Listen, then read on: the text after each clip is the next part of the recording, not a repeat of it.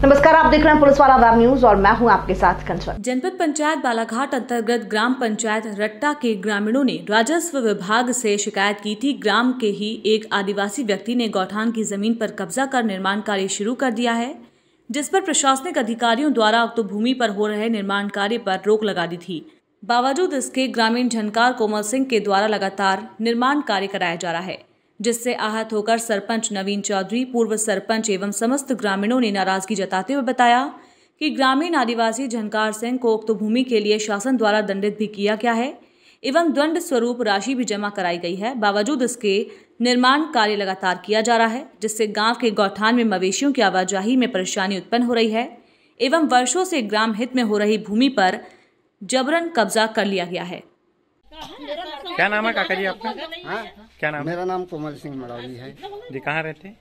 ये ग्राम पेंदी टोला में रहता हूँ, रट्टा और पेंदी टोला। ग्रामीणों के द्वारा आपत्ति लगाई जा रही है कि आपके द्वारा गौठान की जमीन और चारागार की जमीन में अतिक्रमण कर मकान बनाया जा रहा है और इसमें 4 महीने पूर्व भी आपको पटवारी के द्वारा इसमें कार्रवाई किया गया था।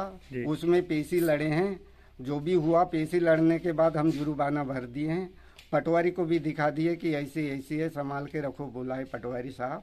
हम अतिक्रमण किए थे, अतिक्रमण में हम और चालू कर दिए काम जी।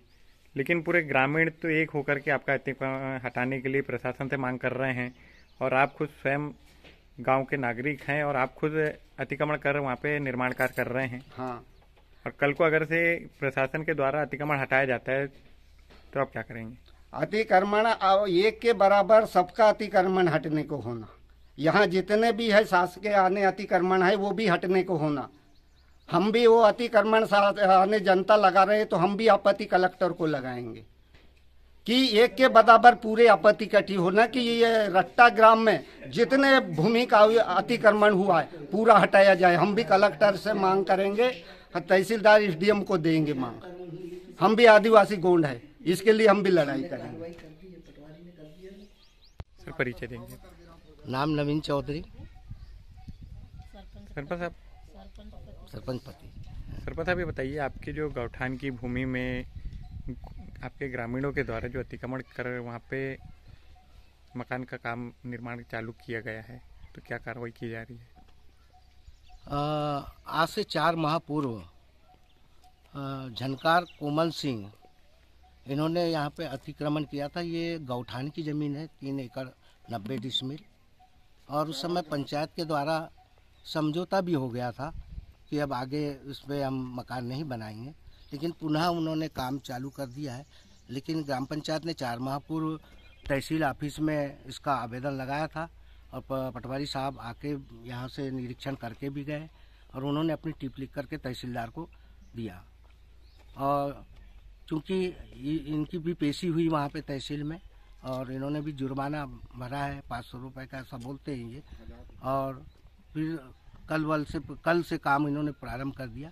पुनः हमको ग्राम पंचायत के समस्त ग्रामवासियों को रट्टा के पुनः आपत्ति है और जब पंचायत ने इस प्रकरण को पटवारी और तहसीलदार के संज्ञान में ला दिया है तो तहसीलदार साहब ने इस पर अतिक्रमण पर कार्रवाई करना चाहिए।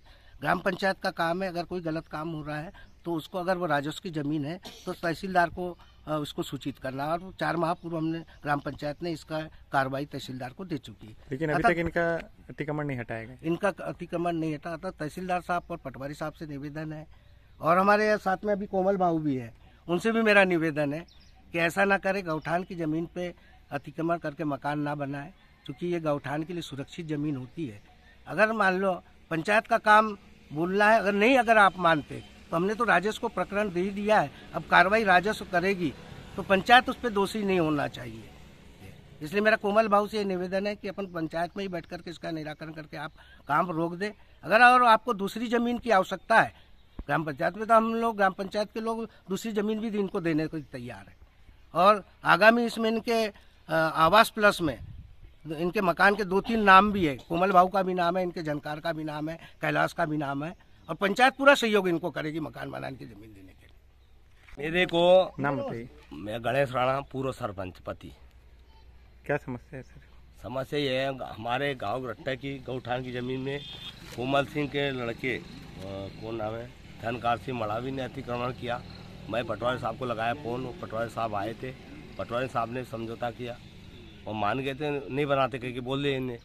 फिर बाद में 3-4 महीने के बाद फिर चालू कर दी काम। फिर आज मेरे को किसी आदमी ने बताया, मैं तो गया नहीं वहाँ, और किसी ने बताया कि वहाँ दीवार खड़ी होना चालू हुई, कालम भरना चालू हो गई। क्या मांग करना चाहते हो प्रशासन? हमारा ये है कि अतिक्रमण नहीं हटा तो अपन कलेक्टर साहब के पास जाके वो धरना देंगे, पूरे गांव के लोग।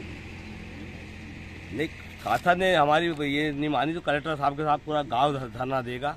और हम गौठान की ज़मीन एक किसी को बांटने देंगे। हमने कई लोगों की गौठान की ज़मीन रुकवा दी है और ये आदमी अतिक्रमण कर रहा है। आदिवासी हरिजन होने के कारण कहता है कि मेरा कुछ नहीं हो सकता, मैं तो जबरदस्ती करूँगा, ये करूँगा वो करूँगा, कहता है ऐसा। मेरा नाम सरिता बिंदु है, मैं समाज सेविका हूँ। और यहाँ पर की जो शिकायत आई है, ये गौठान की ज़मीन इसके कानून और नियम को नहीं जानते हुए क्या ये अनजान लोग हैं, अनजानी से, यानी मतलब ऐसा कहते हैं गौठान एक गांव की पूंजी होती है और जनता की पूंजी होती है।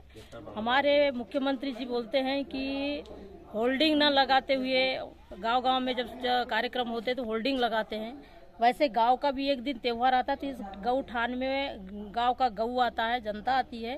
तो इसके लिए ज़मीन को बचाने के लिए हम भी चाहते हैं कि अगर इस अतिक्रमण न करते हुए इस गौठान को बचा करके रखें और गौठान में अपना ऐसा एक गांव पूरा सम्मेलन और अपने गांव की जनता मिलकर के इसका योगदान करे, गौठान को बहुत अच्छा बनाए, अच्छा रखे। ये हमारी मांग है। और पटवारी साहब से भी और तहसीलदार साहब से भी मांग करती हूँ मैं कि जितनी ये रट्टा ग्राम पंचायत की गौठान की ज़मीन है, 3 एकड़ कितने डिसमिल है? 3 एकड़ 90 डिसमिल है। ये 3 एकड़ 90 डिसमिल गौठान के चरागन में भी आती है ज़मीन, क्योंकि चरागन न ये क्या कहते भी वो आवास नहीं है और भूमि स्वामी भी नहीं है। ये सिर्फ गौठान की ज़मीन है, गौठान के लिए ही रहना चाहिए। क्योंकि गांव-गांव में तुम शहर में जाके देखो, अगर कोई दीगर गांव में जाके देखो कि वहाँ चरागन की परेशानी हो जाती है। तो इसलिए ये गौठान है तो इसको बहुत सुरक्षित रखना चाहिए। ये अपनी पूंजी है, इसको बचा करके रखना चाहिए।